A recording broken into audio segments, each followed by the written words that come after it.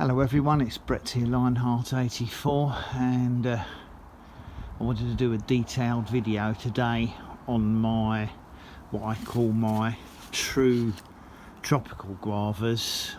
These are all plants of the species Psidium Guajava, which is the more tender one. I'm not featuring the lemon and red or yellow and red strawberry guavas or cherry guavas in this video. I will do those in a separate video because there'll be too many plants to get out here and cover. So I thought I'd quickly run through what I've actually got in regards of tropical guavas and what sort of condition they're in and how they've done over the course of this summer, and sort of, if possible, how long I've had them and if there's anything interesting to point out about them.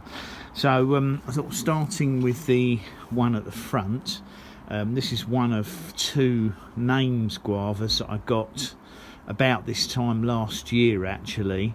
They came from Canarias and just about survived the trauma of the of coming here and the journey taking several weeks, them being stuck in a box, which didn't do them any good at all.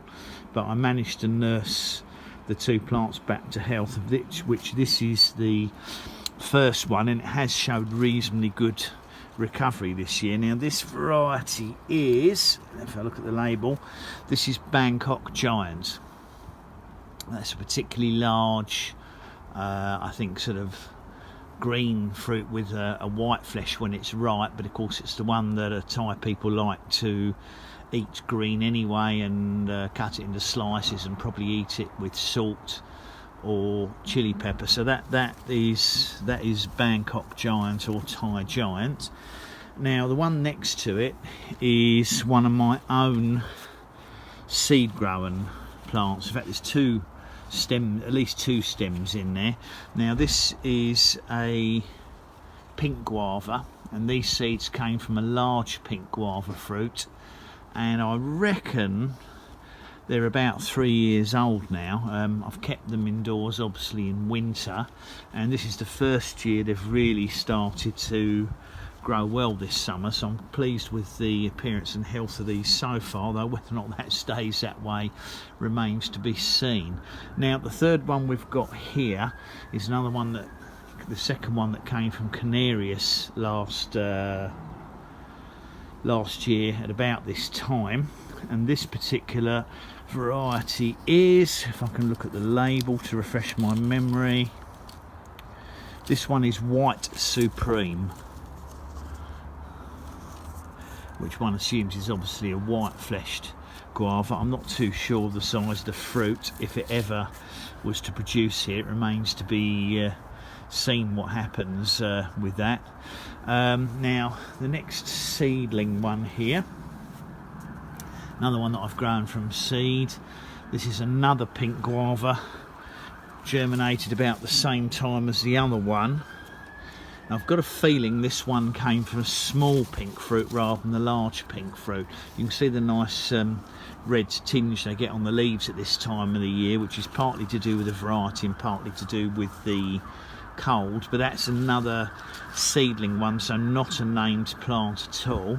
Now in the middle here is one of the ones that I've had the longest, but I had a lot of troubles with dieback with it each year, and it's actually starting to put out some decent growth now at last, which is a miracle.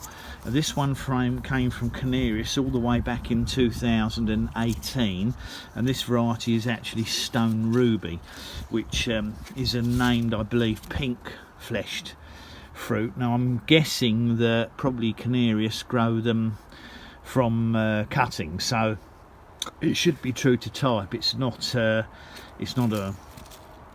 seed growing plant, unlike my two pink ones, and you don't really know what you're going to get with seed growing plants. So that's my Stone Ruby. Now this one here, don't know too much about. This is a plant that I got from Sutton's, I think it was last year. No claims made as to variety name, although it may be a seed grown plant, or it might be, judging by the label, I'm going to have a guess it's a Dutch supplied plant to Suttons, but whether or not the Dutch grow them from cuttings or whether or not they actually grow them from seed, I couldn't really say. Now if this is a cutting grown plant, it will most likely be of a named variety, but of course unfortunately it's not a variety that I know anything about. Now interesting, the leaves do look quite different to some of the other varieties, so it might well turn out to be, I'm just wondering if it might be something like an Egyptian guava, but we'll only ever know if it happens to flower and fruit one day, which is fairly unlikely with these tropical guavas anyway. Now the one behind it is the guava that I've had the longest, and one that in the first couple of years suffered from serious dieback. It's actually was originally bought from, pretty sure this one came from Victoriana nursery.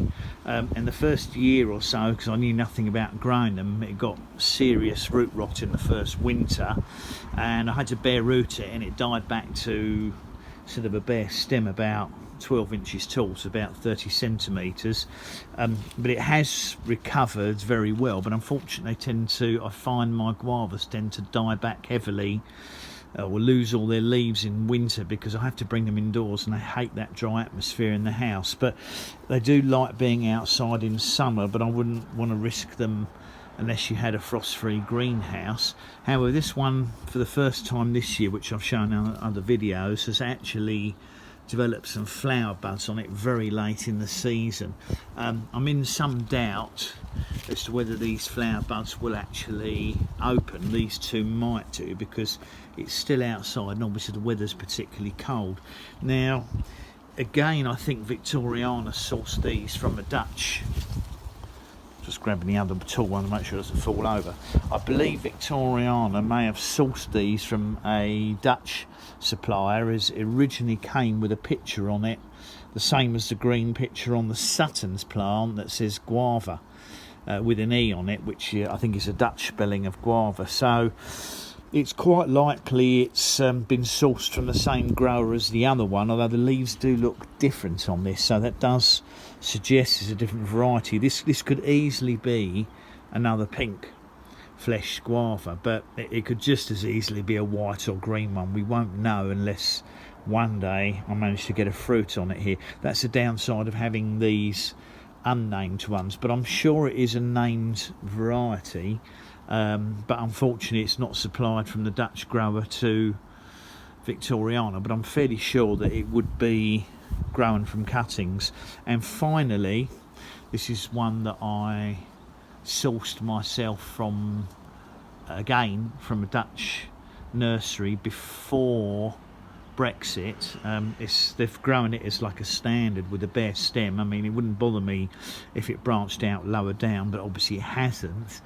And this is one that I featured earlier this summer. Did actually produce about half a dozen flowers on it back in about, I think it was probably about July or August. I'd have to look back at my videos. It's done quite well this summer. Did suffer from scale insect last winter, but that all seems to have been, I seem to have managed to deal with that successfully. Again, the leaves are starting to colour up now because of the cold weather we're getting at the end of October, but unfortunately it showed no signs of setting any fruit on those few flowers I got, which is a shame, but that is going to prove to be a problem with the tropical guavas here. So I haven't featured, I have got 2 or 3 small seedlings that I've only germinated in the last year or so of various forms of the proper tropical Psidiums.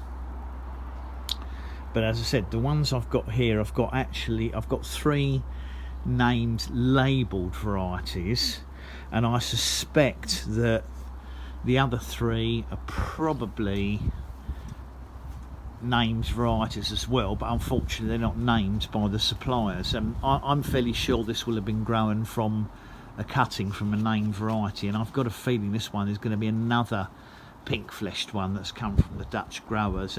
Does tend to be the most common one. And of course I've got 2 pink guavas that I've grown from seed myself. They don't necessarily come true to type, so you could get quite a variation in fruit types from them, but we'll have to wait and see what happens. Anyway, I thought that might interest people who would like to see and know a little bit more about tropical guavas. And as I said, the ones I've had the longest, I've had about 4 years. That's my very large one, and the stone ruby that has been extremely sickly for 2 or 3 years and is finally starting to take off. So obviously I'll do my best to look after them again indoors this winter and try and keep extra leaves on them, and maybe we'll see a few more flowers next year, and possibly if I can get a couple to flower at the same time, I might be able to cross-pollinate them. Anyway, that's my tropical guava collection, not the subtropical ones, the yellow and the red strawberry ones, which will be in another video. Thanks for watching, much appreciate it. Please give me a thumbs up, share the video if you think anyone's interested, subscribe to my channel, and remember to click on the bell if you'd like updates on new videos when they come out. I'll catch up with you all soon. Brett out for now.